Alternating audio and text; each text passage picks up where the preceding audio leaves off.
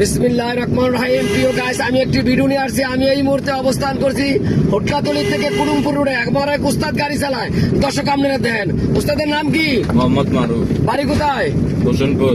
মাশাআল্লাহ। এটা কি অটো গাড়ি না ম্যানুয়াল গাড়ি? ম্যানুয়াল গাড়ি। দর্শক, আমি যে উনিরে শিখাইলাম, কি শিখাইলাম আপনারাও দেখেন, আর আমি তাকে বোঝানোর চেষ্টা করি।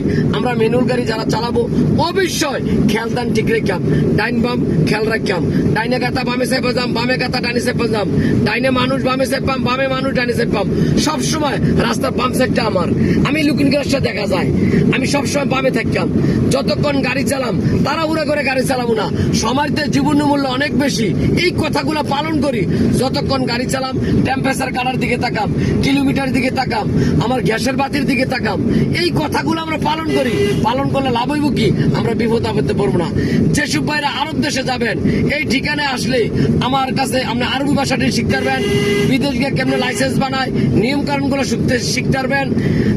আমি সৌদি আরব জাদ্দা বুরিমান আইসি কোম্পানিতে অনেক বছর ড্রাইভিং শিখেছি। বিদেশ সম্পর্কে আমার ভালো অভিজ্ঞতা আছে। সবাই ভালো থাকবেন, আমার চ্যানেলটা লাইক কমেন্ট শেয়ার করবেন। উস্তাদের জন্য দর্শক দোয়া করবেন। যেসব ভাইরা গাড়ি চালাইতে গিয়ে খেলতে থাকে না, মনে থাকে না, অনুরোধ, আমরা 5 ওয়াক্ত নামাজ পড়বো, ভালো মানুষের লোকে চলবো, মা বাবার খেদমত করবো, হাঁটতে বইতে আল্লাহরে কবো, হে আল্লাহ আমাকে এই জিনিসটা বোঝার তৌফিক দান করেন। আসসালামু আলাইকুম ওয়া রাহমাতুল্লাহি ওয়া বারাকাতুহু।